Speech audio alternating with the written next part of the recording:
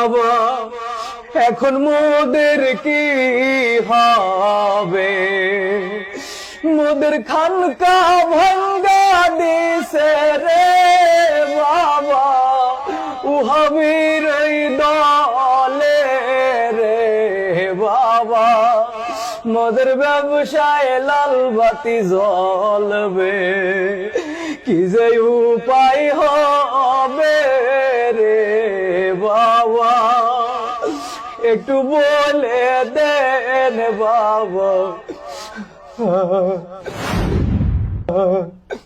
কিরে তুই কানতে আসো, হঠাৎ আজকে এত ইমোশনাল হয়ে গেলি কে? হইসটা কি?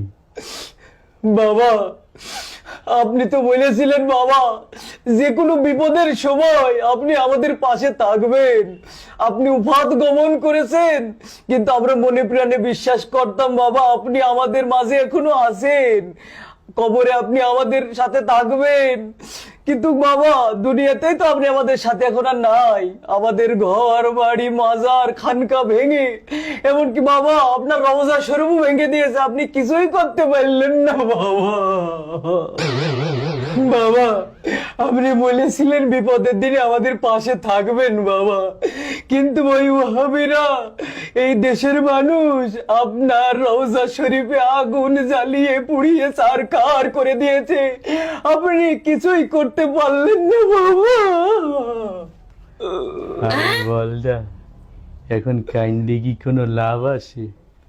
হ্যাঁ আমি মরার পরেই তো কবরের ভিতর জাহান্নামের আগুনে যে পুরা পড়ছি, এই দুনিয়ার সামান্য আগুন মোর দ্বারা কিছুই মনে হইতে আসে না, বরং মনে হইতে আসে আমার যেন মাম পানির ফিল্টার দিয়ে গোসল করাইতে আসে।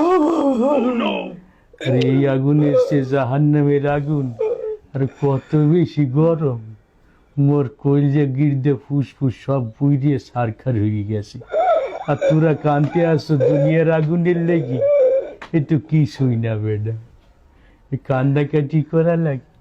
হ্যাঁ বাবা আমাদের এখন কি উপায় হবে, আপনি নিজেই তো এখন জাহান্নামে আছেন বাবা, তাহলে আমাদের এখন কি উপায় হবে একটু বলে যান বাবা। আলার আলা পাডার ঘরের পাডা, তুই আসো তোকে উপায় লইয়ে, আমার নিজের উপায়ের কাম সারা, আর তুই আসো তোর দান দেয়। শোন বেটা, দুনিয়ায় তো যা গালগপ্প মারছি সবই আমার ধর্ম ব্যবসার স্বার্থে বলছি, চোখ দুইটে বুঝে গেলে দুনিয়ার কেউ কারো না, কবরে যদি একবার কেউ হান্দাই যায় এর মুরিদ গো বাঁচানো তো দূরের কথা, নিজের হোগার চামড়া বাঁচানোর কুল পায় না, আর তোরা তো আইসু কোন জায়গার মূর্খ মুড়ি। শোন বেটা, যা হরছো হরছো, মাজার যেহেতু জ্বললে বুঝেই গেছে, আমার কবরে আইসে তো আর কোনো লাভ নাই, যার যার ইমান আমল আকিদা ঠিক করে যার যার নিজের আখেরের পথ গুছাও, আমার দরবারে আইয়ে তোগেও কোনো লাভ নাই, আমারও কোনো লাভ নাই, কথা ক্লিয়ার? ক্লিয়ার বাবা, তাহলে এতদিন আপনি আমাকে ধোকা দিয়েছেন বাবা। আমি কি তোকে কাউরে গালি টালি দিছি বাবা? আমি তো নিরিবিলি আমার ধর্ম ব্যবসা চালাই গেছি, তোরা যদি বুদ্ধিমানী হইতি তাহলে অবশ্যই আলেমুল্লামার কাছে পরামর্শ নিতি, আমি তো তোর মতো কাস্টমারই তালাশ করতাম, যারা আলেমুল্লামার কথা শুনবে না, আমাদের সামান্য একটু গালগপ্প শুনেই আমাদের ভক্ত হয়ে যাবে।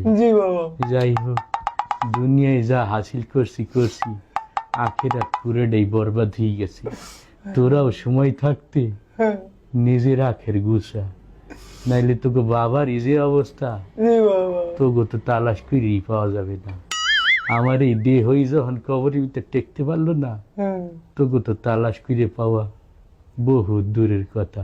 জি বাবা। কথা ক্লিয়ার? ক্লিয়ার বাবা, ক্লিয়ার। বুঝতে পারছি? জি বাবা। তাইলে আলার পালা মদ্দারিতে সইতে যা। বাবা আপনার কদমের নিচে একটু জায়গা দেন বাবা।